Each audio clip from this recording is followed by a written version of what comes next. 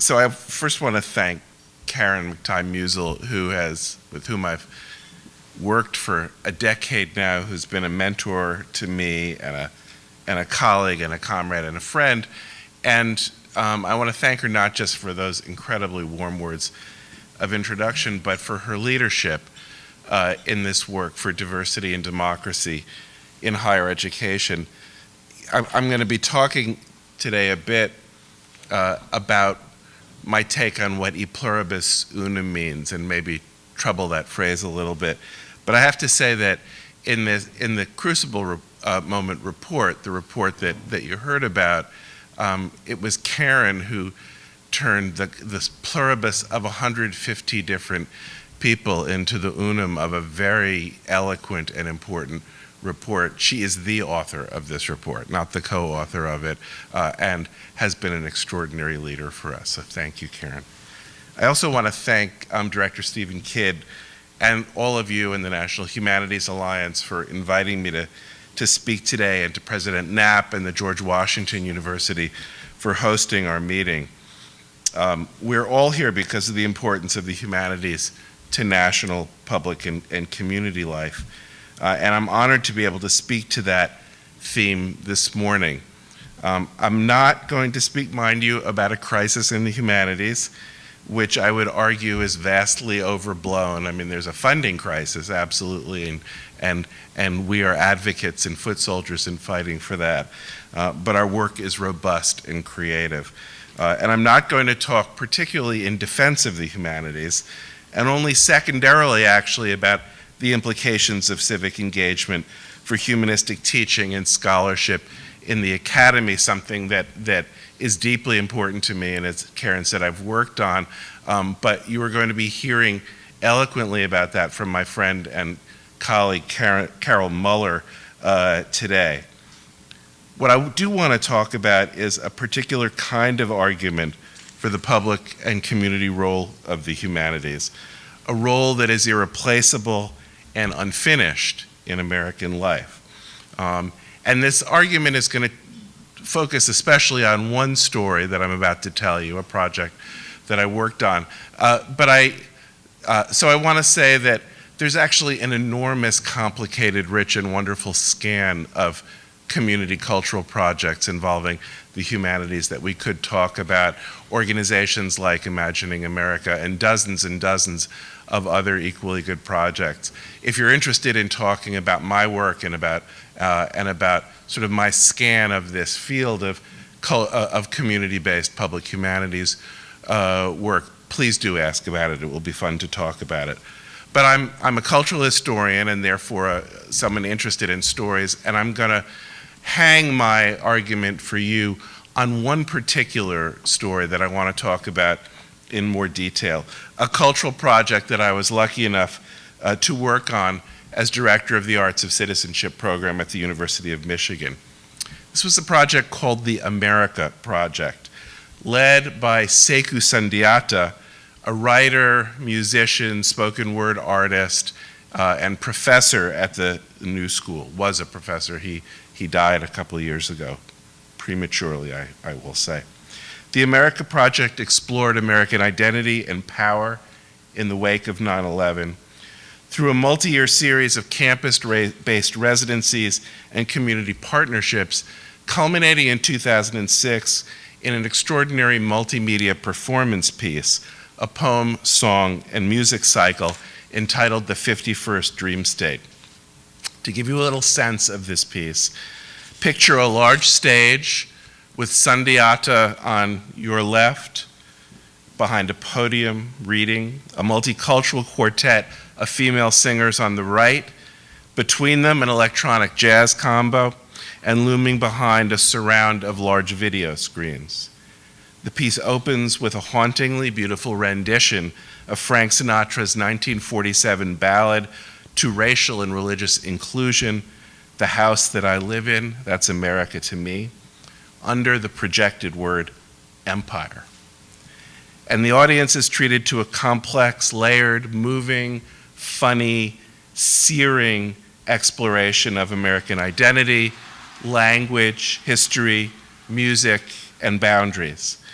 The song and poem cycle, largely composed by Sundiata himself, included Whitman-esque odes to the World Trade Center dead, a scat poem riff on the word nigger, a mixture of jazz, country western tunes, Indian ragas, and other American musics, video projected dance, intercut with interviews of ordinary and extraordinary Americans. As astonishing as the piece itself, and I have to say I'm not doing justice to its sensuous beauty, was the collaborative, iterative process by which it was created. Sundiata developed it in a series of residencies between 2003 and 2005, not only at the New School, but at Lafayette College, the University of Massachusetts at Amherst's New World Theater, Stanford University, the Walker Arts Center in Minneapolis, the University of Michigan, and other places, bringing together distinct constellations of campus and community partners. In each residency, he convened community sings, poetry circles, and what he called citizenship potlucks, expressive celebrations that were at once intentionally diverse and festively inclusive. He would ask participants to come to these gatherings with a favorite poem or song, or to sing songs that were owned, so to speak, by different subgroups. For instance, Lift Up Your Voice and Sing, and America the Beautiful in interracial gatherings.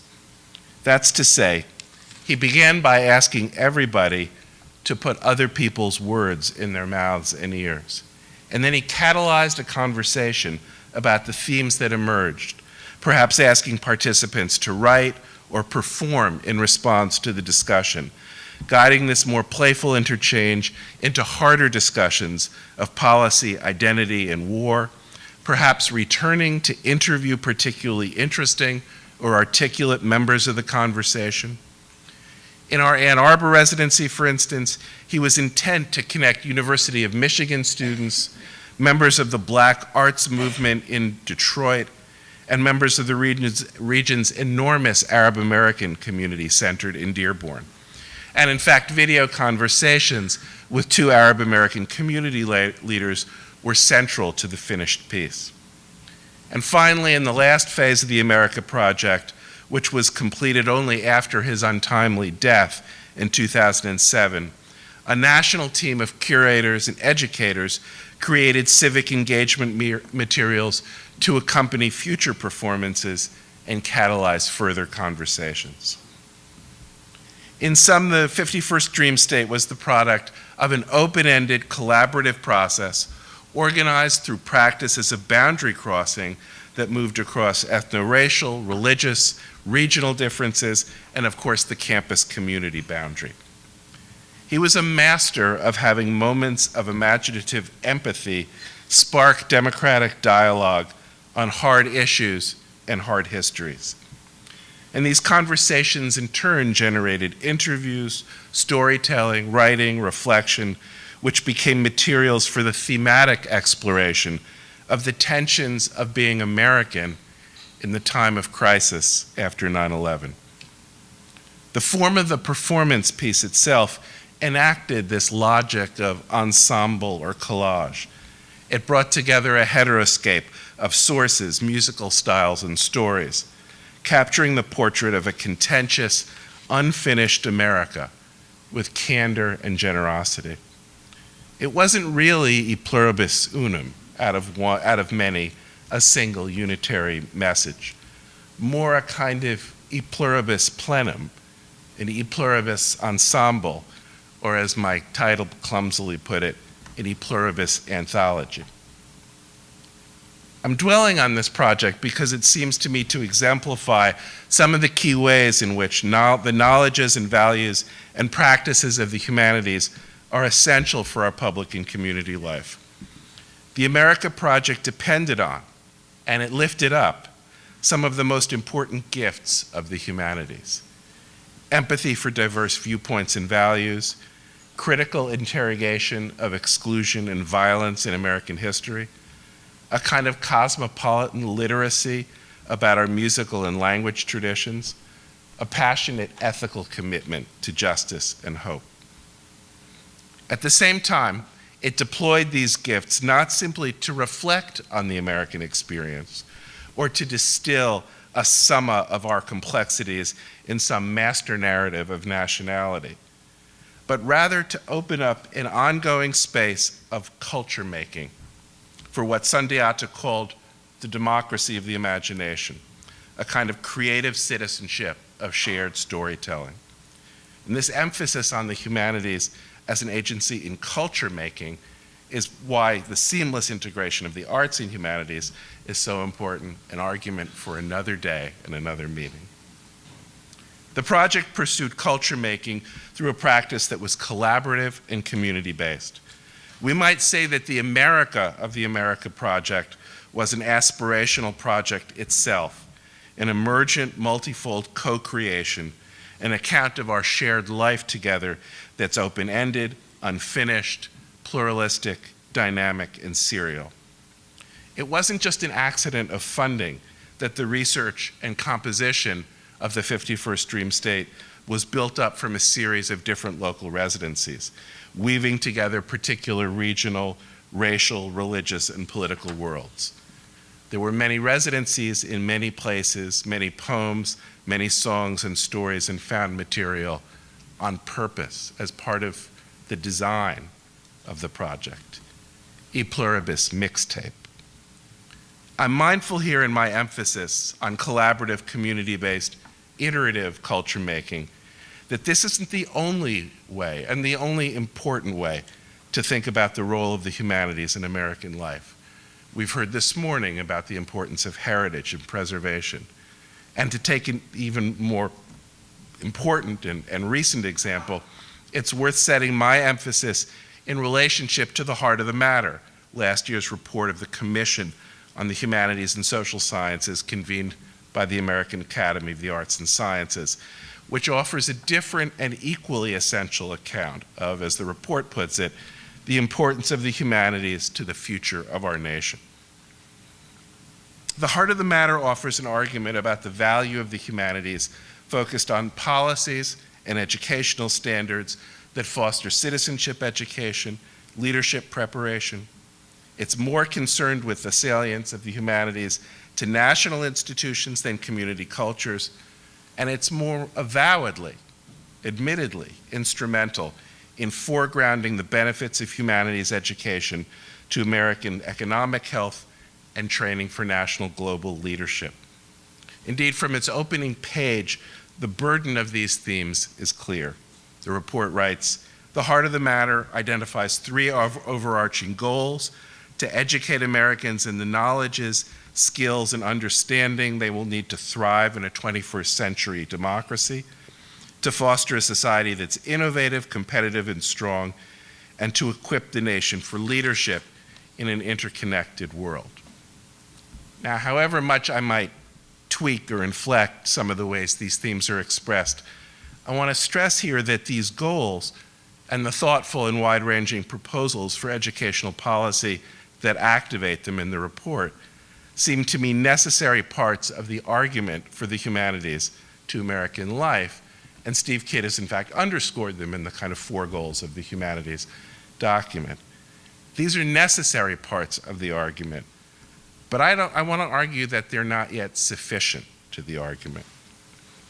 So what's under-addressed in this call for policy and curriculum, for a humanities that speaks to economics and leadership? Let me answer by pointing to the preamble of the Constitution.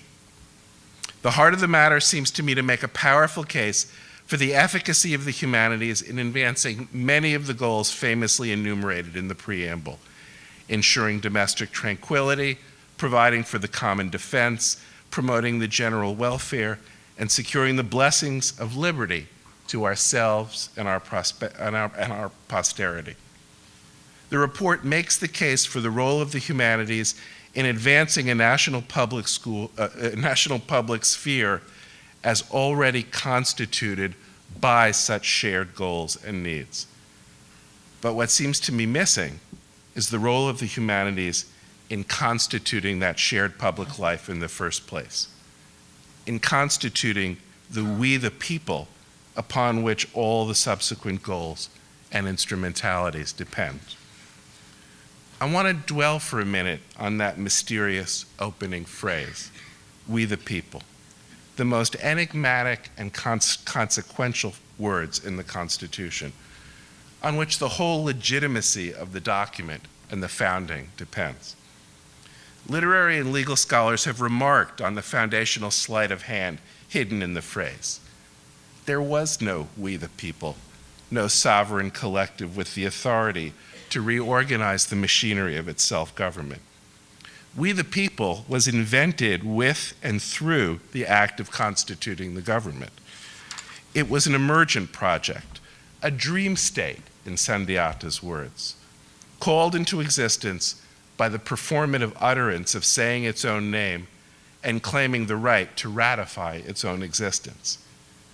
And indeed, I would argue that this project of constituting we the people is unfinished and ongoing. It's a serial project. How is it that we become the collective subject and agent of a common fate, working collaboratively with people with whom we do not share common experiences or even common values?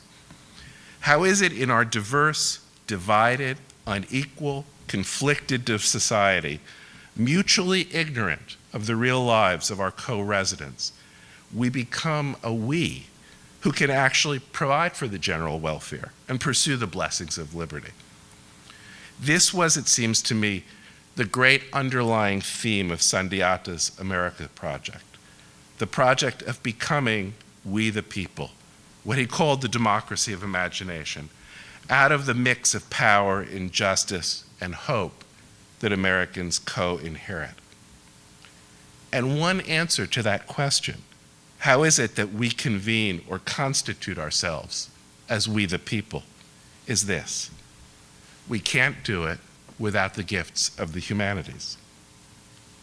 For I'd argue that the way out of the Constitution's sleight of hand, the alternative to dismissing the preamble as a tricky, self-legitimizing fiction, is a theory of democratic citizenship that stresses the centrality of culture to American public life. Such a theory treats culture not as a common creed or a closed set of master symbols or canonical texts, but rather as an ongoing, contested, dialogical process of storytelling about ourselves. On this view, culture is a verb, a mode of activity, and it's one of the essential activities of life in a diverse democracy. Culture making is a medium of public life.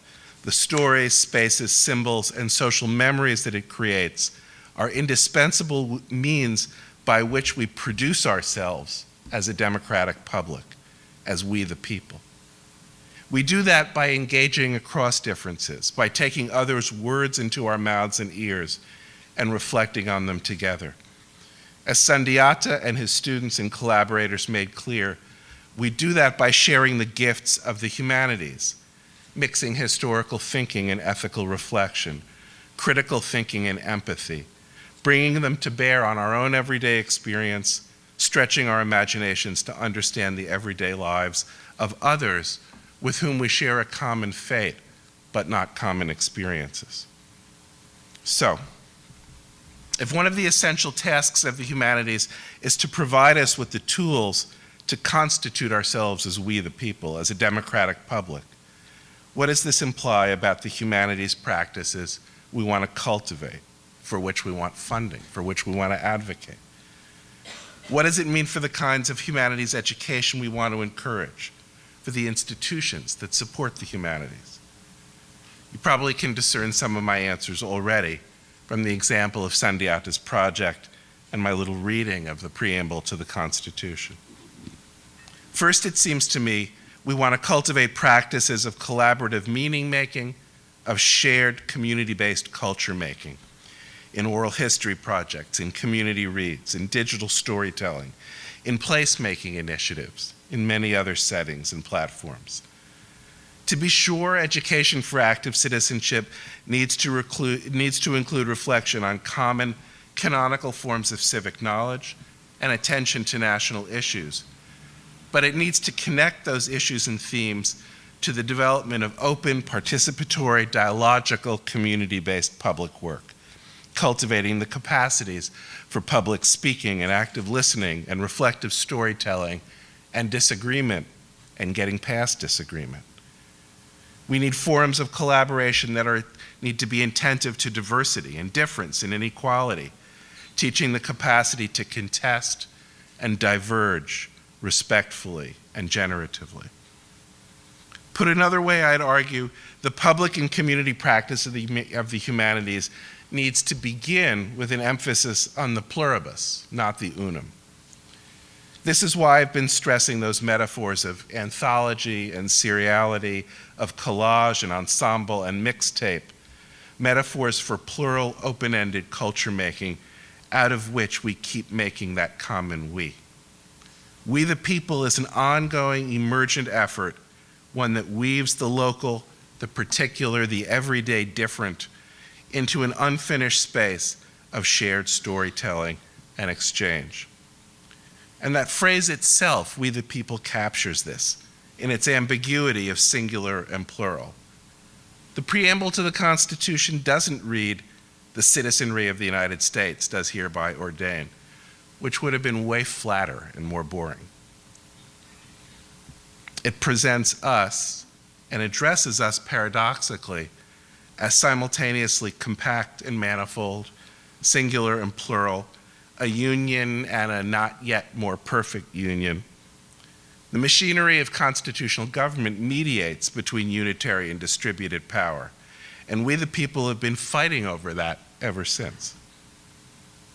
And if I may be permitted a digression into my own domain of American cultural history, it's striking how frequently authors and artists and culture makers throughout US history have used these genres of anthology and serial form to construct, curate, and create, all those verbs blend together, expressions of our national identity.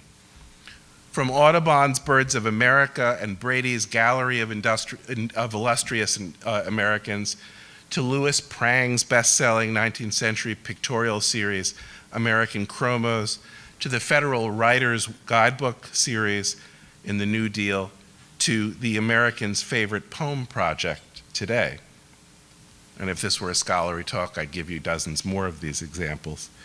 There's been a robust genre tradition that we might call America the Anthology.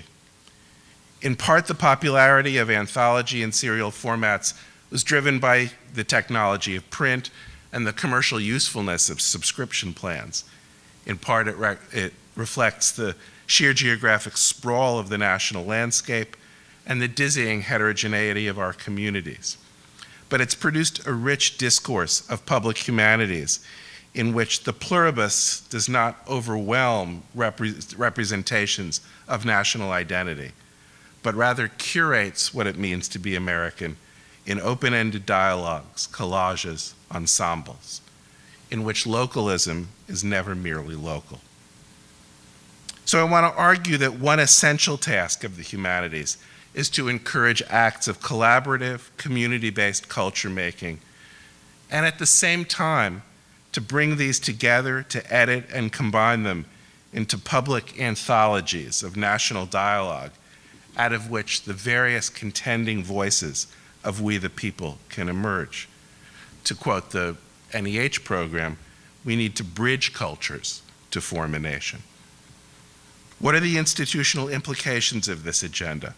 One important set of implications, of course, concerns the fostering of the humanities within our education system, within schools and higher education, or rather the inflecting of traditions of humanities education to include this kind of public cultural work.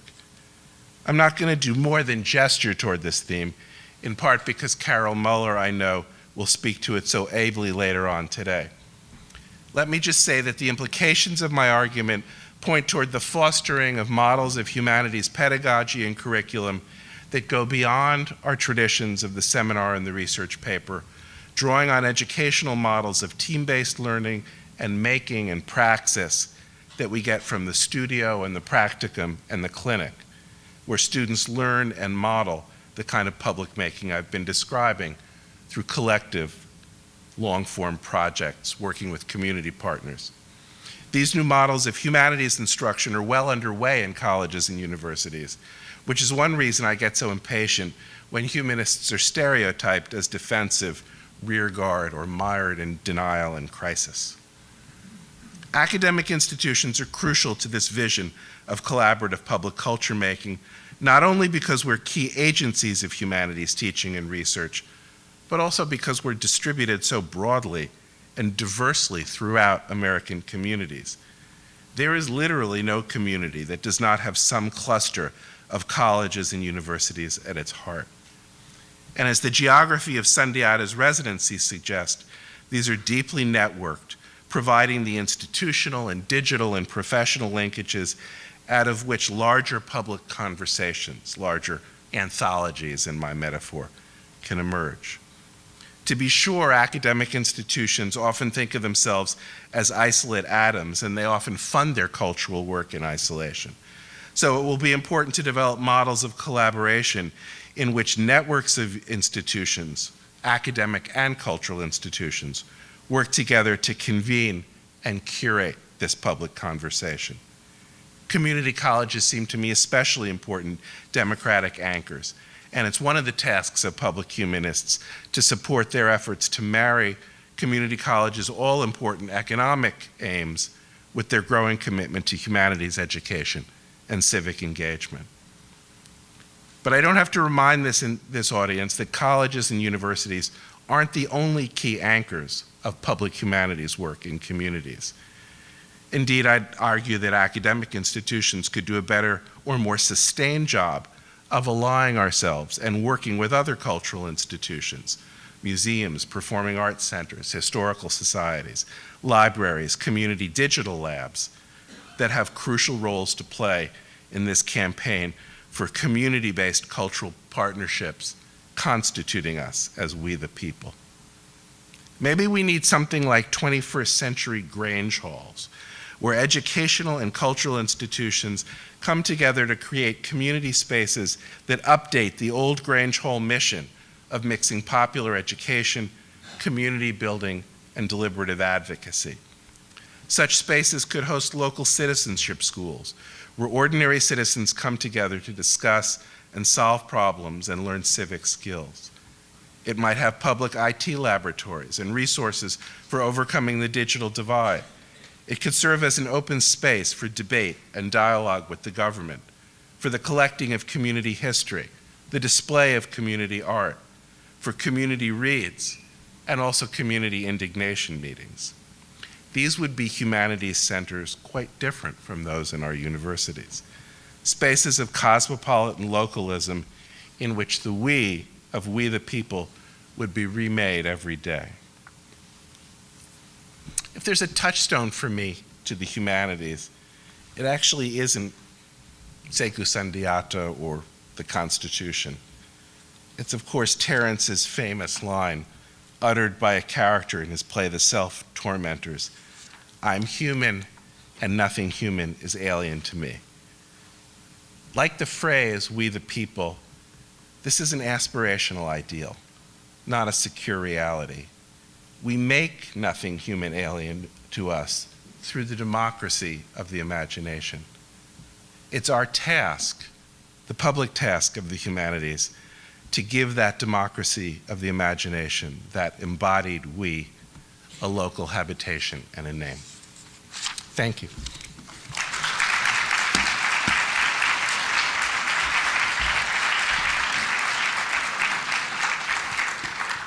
I'm eager to hear questions, thoughts, really important things that I forgot to talk about,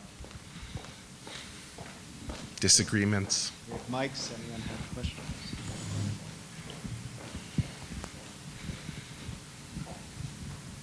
This is the moment in a seminar where I say, I'm prepared to be silent for the next 45 minutes until someone says something.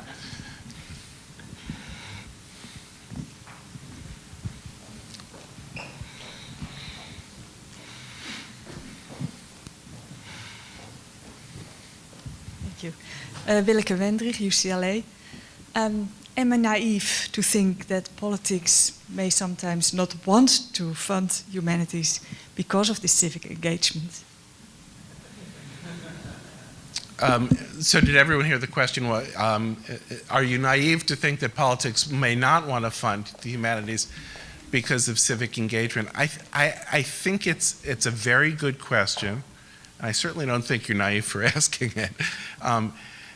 And my instinctive answer is all of the above. In other words, I do think that we have been living through a 20-year legitimation crisis in the relationship between higher education and the larger society, in which the perceived growing divide between the academy and the larger society has helped to fuel questions: why on earth should we give these people so much money, so many resources, and autonomy? And in which, for very good reasons, the turn towards civic engagement is a way of reknitting that social contract. In that sense, I think it feeds into a political dialogue, which is a fair dialogue that we need to engage in. It's also true that that can lead to conflict and controversy that can endanger funding. So it seems to, but I guess even with all of those realities, I am one who says that it's our responsibility as humanists to answer those challenges and to say why the work we do is so important. I was actually thinking throughout the morning of there's an apocryphal story, maybe it's true, that about a dialogue between a sophist and Socrates, where the sophist says, "Prove to me that it's worth studying philosophy," and Socrates says, "How would you know if it was a good argument or not?" And it seems to me when public stakeholders say to us, "Prove to us that it's worth our community spending money on the humanities," we need to find effective ways of saying, how would we know we are a community without the humanities?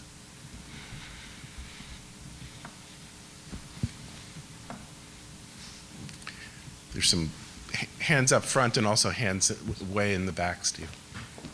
Hi, Rosemary Fayal, Modern Language Association. Sort of following up on that, in your discussion of We the People, of course, many of the people were excluded from that imagined community, and part of the work of the humanities is analyzing the inclusions and exclusions.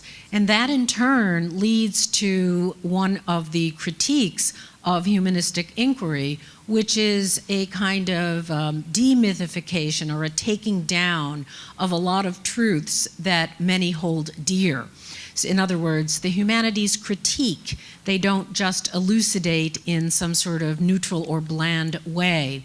And I'm just wondering about your thoughts on that, especially in relation to the lobbying that we do, the advocating we do today, to audiences who might not be especially open to the notion of humanities as a necessary critiquing instrument. So you've made a crucially important set of comments, and I want to tease apart what I hear of three different issues in what you said. First of all, it's absolutely essential to the gifts of the humanities, the gifts for us, for the whole society, that we are attentive to power, to struggle, to exclusion and marginalization, and to us telling the story of ourselves in the richest way and I spoke to that a bit in saying that our point is not to confirm any master narratives, but to convene a space where all of these things can be talked about, so that we are not only democratic and inclusive in the content of that story, but in the voices who get to tell that story. And I'm sure that you shared that, but it's implicit in your question. But but in addition to that, I would say that we in the academic humanities have tended to see our work as only the work of critique, rather than what I would say is a creative tension between critical thinking and, let me call it, generous thinking, where we join together with stakeholders who have very different views and very different values, and take seriously the kind of visions of community that they're constructing and working with them, so that there's a form of that project of critique that can be, we are righteous, our job is to demystify your ideology, your false superstitions about our society. And I actually think that has diminished our work as humanists, as well as setting us against other important communities in the society. And that our work as humanists actually will be enriched when we are critical of certain forms of critique. The third thing I would say is all of that is a complicated set of conversations, and that one that can't necessarily have in advocating for funding for the humanities on the Hill. But I do think it's really important to model this mix of kind of generous engagement and critical engagement. Hi, Sherry Parks, University of Maryland. This is not a hypothetical question for us. We've just started a Center for Synergy, which is a think and do organization. The cultural organizations are jumping up and down. People across the campus and other colleges are jumping up and down. Our biggest issue, and I'd love to see you dig down into this, is the cultural landscape of the humanities, who often, not just on our campus, but as we talk to other organizations, who don't quite understand why we should be doing this. Sorry, talk a little bit more about who it is who's being skeptical and where that skepticism comes from. Traditional humanities academics who say, well, wait a minute, we shouldn't be moving out into the world. I mean, because we've already got partnerships with the museums, with the Greater Baltimore Cultural Alliance. We are running pilots in schools, and there are many people who are saying, well, wait a minute, I don't understand what you're doing. We've got our own design model that's much more elaborate, as you might imagine, coming from the humanities than the Stanford one. So the value of that is not questioned anywhere else but at home. So a couple thoughts about that. One is just to affirm or echo the very first thing you said about the energy and excitement with which people are responding to you. When I started the Arts of Citizenship program now 15 years ago at the University of Michigan, which was committed to what we called projects of cultural co-creation and an ethics of collaboration, I was worried at the start of that interlocutors and partners in the community were going to say, forget it, we don't want to work with you, there's too much bad history there. And what they said was, it's about time you came around. I've got 4 ideas, I just want to know that you'll listen and follow through. So there was critical challenge, but very positive energy, which is sort of what you led with in your description, and I just wanted to say, yes, that was my reaction too. I guess in my experience as a cultural historian who's always seen himself as a humanist and has undertaken a couple similar projects, I have found both some hunger among academic humanists for integrating and connecting their deep love of their intellectual, scholarly, and pedagogical work with their own public work, and the kind of skepticism on that you found, sometimes warring in the same human bodies.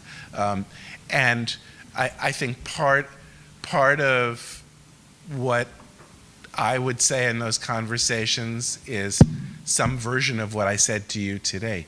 Here's why I think culture is a medium of citizenship, that what we do is actually crucially important to democratic public life.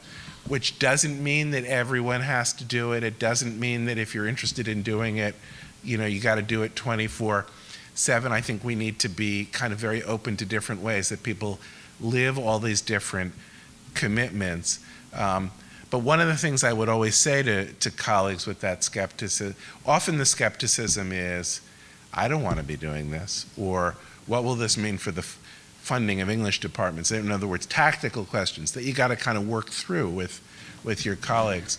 But what I would say is, I'm not saying that everyone needs to be doing publicly engaged work, but we should all, including you, my friend, want institutions that are collectively committed to this work, in the same way that you may not ever be teaching the freshman first year seminar, but you're committed to great writing pedagogy as one of the institutional commitments. So it seems to me I'd want to know more about what the person's anxieties were and say, what's the vision of an institution, of a collective of scholars and teachers that we want to build, for which this is one of the essential projects.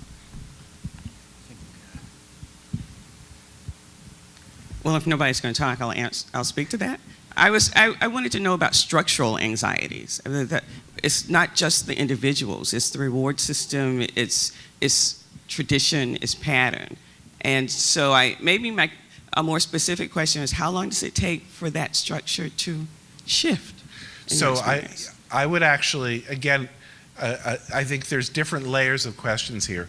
Anxieties about the reward system are different from anxieties about I'm loyal to an intellectual tradition to which I have a deep ethical affiliation. And on the reward system is, you know, like a complicated, you know, set of institutional politics.